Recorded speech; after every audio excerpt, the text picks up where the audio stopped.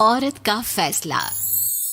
नैतिक मूल्यों से ये कहानी भले ही आपको इंसाफ करती ना दिखे, लेकिन जिम्मेदारियों की नजर से देखेंगे तो शायद कुछ समझ में आए। ये क्या है बहू, सुबह से घर का काम करती रहती है, फिर ऑफिस जाती है और बच्चों में लगी रहती है। अरे ऑफिस क्यों नहीं छोड़ देती, या फिर घर के लिए कोई नौकरानी रख ले। कैसी बात कर रही है माँ? जानती तो है ना अभी इनके ऊपर कितना लोन है। थोड़ा ही सही मदद कर देती हूँ तो अच्छा लगता है, और अभी उनको मेरे पैसे की जरूरत भी तो है। सुधा चंदर को बचपन से प्यार करती थी। एक ही मोहल्ले में खेल कूद कर बड़े हुए दोनों।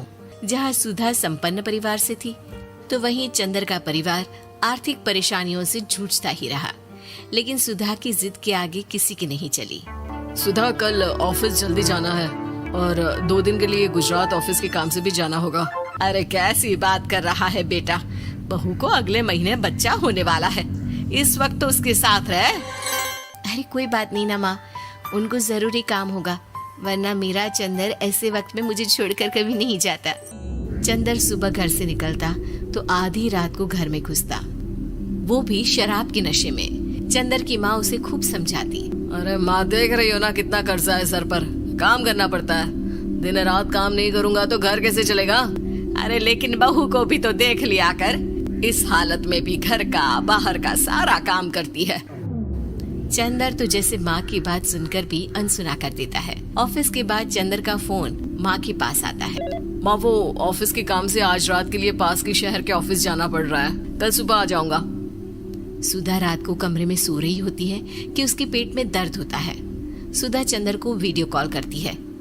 इनको फोन कर लो, शायद कुछ आराम मिले। लेकिन 10 बार फोन करने पर भी वो सुधा का फोन नहीं उठाता। ऑफिस के काम से गए हैं, हो सकता है बिजी हो। कितनी मेहनत कर रहे हैं हम लोगों के लिए। सुधा सो तो जाती है, लेकिन अकेले उसे कमरे में डर लगता है। अगले रोज चंदर घर आता है, जहाँ सुधा ऑफिस जाने के लिए तैयार हो रही थी। तुम आज भी ऑफिस जाओगी? कल रात भर तो ड्यूटी की है, थक जाओगे, छुट्टी ले लो ना। अरे नहीं नहीं, कैसी बात कर रही हो, ये तो पॉसिबल ही नहीं है। अच्छा रुको, मैं जल्दी से तुम्हारा खाना और नाश्ता बना देती हूँ। बेचारी सुधा ऑफिस जाना छोड़कर लग जाती है पति के लिए खाना बनाने, उसके कपड़े प्रेस करने और जरूरत का सामान मुहैया कराने के लिए। हो सके तो रात की ड्यूटी मत लिया करो ना, मुझे बहुत डर लगता है। अरे यार क्या है, तुम तो ऐसे बिहेव कर रही हो कि तुम ही अकेली हो जिसे बच्चा होने वाला है। इतने लोगों के पति जो काम के सिलसिले में बाहर होते हैं, उनका क्या? सुधा को चंदर के मुंह से ये बातें अजीब लगती है। अरे हुआ क्या है तुमको? पहले तो तुम मेरा कितना ख्याल रखते थे, मेरे पास रहते थे, मेरी दवा से लेकर खाने पीने तक का सारा ख्याल। और अब इस बार तो तुम एक दफा भी मेरे साथ डॉक्टर के पास नहीं आए, क्यों? अरे पागल हो गई हो क्या? पागल वाली बात कर रही हो। काम धंधा देखो या फिर तुम्हें लेकर टहलता फिरूं। और मुझे शुक्रवार की रात को काम से निकलना है, सोमवार आऊंगा। सुधा को समझ में नहीं आता कि क्यों अचानक से चंदर को फील्ड का काम मिल गया है। लेकिन एक दिन, सुधा, मैं और चंदर जरा एक रिश्तेदार के घर जा रहे हैं, तुम भी तैयार हो जाओ, घर में अकेली कैसी रहोगी। अरे नहीं नहीं, इस हालत में इसे लेकर जाना ठीक नहीं है। अरे लेकिन मैं ऑफिस भी तो जाती हूँ, फिर घर में अकेले। चंदर उसकी कोई बात नहीं सुनता। वो सीधा कार निकाल कर माँ को लेकर चला जाता है। सुधा घर के काम में लग जाती है कि अचानक उसकी नजर चंदर के बैग पर पड़ती है, जिसमें एक कागज दिखाई देता है। इनके कागज भी ना इधर उधर फैले होते हैं, एक भी खो जाएगा तो बवाल करेंगे।